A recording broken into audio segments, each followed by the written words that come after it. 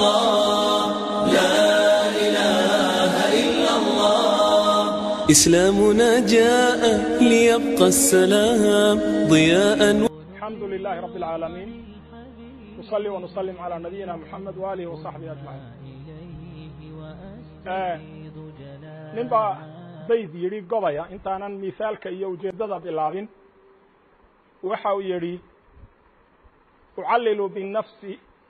ucallilu biاlآamaali arqubuhaa ma adyaqa alcaysha lowlaa fasxatu اlamali. ummad waliba rajay leedahay iyo ciday ku dayatay iyo ciday daba socoto.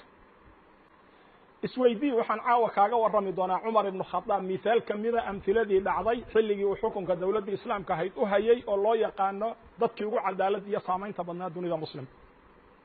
cumar ibnu khadaab oo ahaa shaksi aad wada taqaaniin oo qof kastoo ashahata u yaqaano oo haniyun can tacriifa. hadda inaan idinka warramo hooyadii iyo aabihii hebel baa la odhan jiray iyay dhacday qisadani xilligiisii.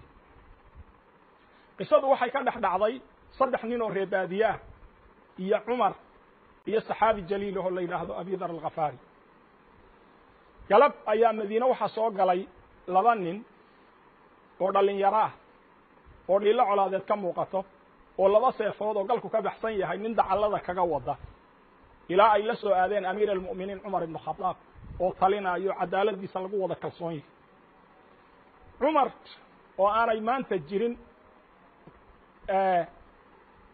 inaan xataa ku hamino in ilaahay mar kale cumar oo kale inoo soo celin karo. ilaahay aan baryayno cumarro badan inuu inoo soo celiyo, laakiin ay ka cajiseen haweenka muslimaadka inay dhalaan cumar oo kale cadaaladiisii iyo naxariistiisii yaa ninkii loo keenay. waxa uu yidhi war bal seefaha dhiga, ninkan maxaad u wadataan? waxay idhaahdeen yaa amiir almu'miniin, ninkan aabbahayuu dilay. wuu weydiiyey, wuxuu ihi war aabbahood ma dishay? wuxuu ihi haa waan dilay amiir almu'miniin, ilaahay gacantaydu ku bixiyey. waxa uu weydiiyey maxaad ku dishay? wuxuu ihi beer baan lahaa aan ku rafaadi jiray, dhowr jeer baan u digay oon idhi xoolahaaga iiga celi beerta. isagoo awr soo wado oo si camdiya beertaydii ugu sii daayey baan arkay, dhagax baan ku dhuftay, dhagaxiibuu aabbahood u dhintay. waxau ihi alqisaas ow camdi umaadan dilin? haa, qisaas baa ku taal shareecada islaamka. waxau ihi waan ogolahay amarka ilaahay. walakum fi lqisaasi xayaatun yaa uli lalbaab. waan hoggaansanahay buu ihi, haddaan diyaar u ahay, laakiin codsi keliya. dad caydha baanu ahayn, aabbahayaa xogaa kanziyahoo hantiya ka tegay, dahab iyo wax lamida, meel buu ku aasay. aniga keliya buu ii sheegay oo wiilasha u weyn, carruur iyo dad baahan oo dan yarana waa ka imid. aan u soo sheego 3 maalmood iyo 2 ku soo noqonaya, hallay fasaxo, hallay damiinto. saxaabadii fadhiday majliska ayuu cumar ku yidhi war yaa damiinanaya? waa la aamusay, nin yaqaanaaba ma jiro, baadiyaa ninkan laga keen. wiilashii buu ku yidhi war ma aaminaysaan inuu soo noqdo? idinkaa weliyu damkiiho mas-uuliyaddu idin saaran tahay. waxay idhahdeen maya yaa amiir almu'miniin, haddaaban dadka ku keen. dadkii buu yidhi wax ku damiinta ka soo raadi. wejiyadoodii intuu saa u egay ninkii uu is yidhi wuu ugu khayr badan yahay buu qabsaday ee salaaxa iyo nuurka iyo iftiinka wejigiisa ka muuqdeen. wuxuu yidhi war ninkaasa u idamiino. ninkii marka la eegay wuxuu noqday ku nebi moxamed ku tilmaamay inaan dhulku xambaarin boor kale, samada doogiihina ayna haraynin qof ka iimaan runnimo badan ninkaas. abi dar alghafaari radia allahu canhu wa ardaah. abi dar alzaahid alcaabid alcaalim alwaric attaqi ayuu qabsaday. abi darna wuxuu ku yihi waan ku damiinanay orod. cumar wuxuu ku yihi 3 maalmood baan kaaga dhignay, 2daad codsatay. ninkii waa uu maqnaayo. maalinta 3aad baa la gaadhay, waa la isugu yeedhay saxaabadii. qoraxdii way sii dhacaysaa, ninkiina lama hayo. abi darna yartajif, waa uu gariiraya, waa naxsan yahay. wuxuu isleeyahay talo cumar muxuu kaa yeeli doonaa? ood og tahay cadaaladda inaanu ka leexanayn, ilaa ninkii adaan kasii daayo oo damiintay. nimankii dhiigga lahaana way fadhiyaan. xilli ay gabaabsi tahay qoraxduba meel waxaa looga jeeday niman dhalinyaro ah oo faras caydhinayo oo seef wata oo maxaan ku dhaha nin dhalinyaro ah oo faras soo caydhinayo soo socda. waa la sugay, ninkiibuu noqday, waa yimid. cumar su-aaluhan uu weydiiyey. wuxuu weydiiyey ninkii damiintay maxaad ku damiinatay?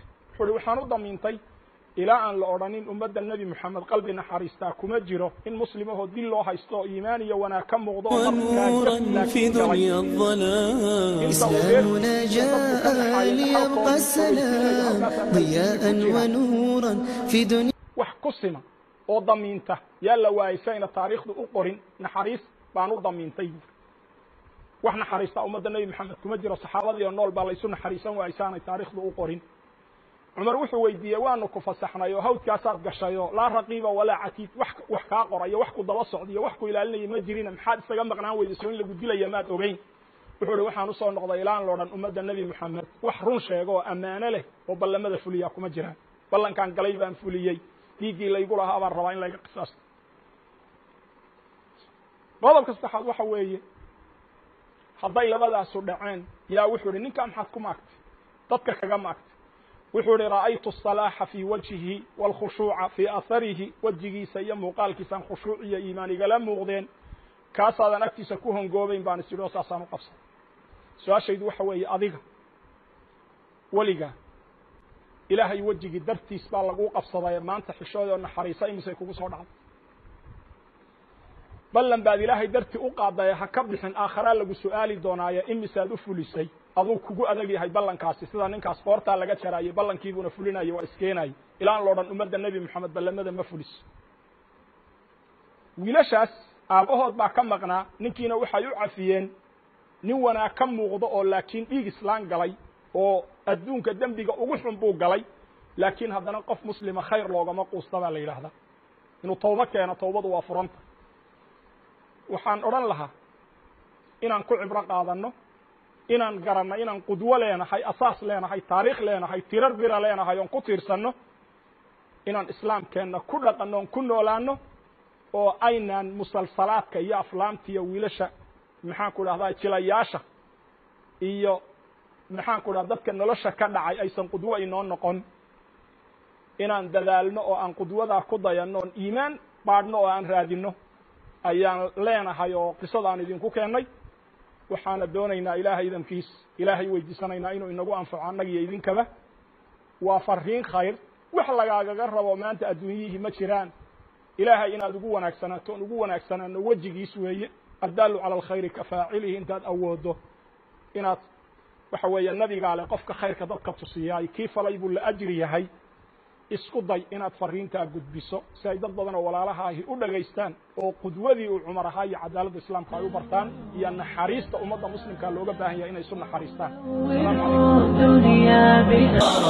ونرسل العطر من روض الهدى الزاهي ويشرق السلم أنوارا وأنوارا الله الله الله أكبر الله الله الله أكبر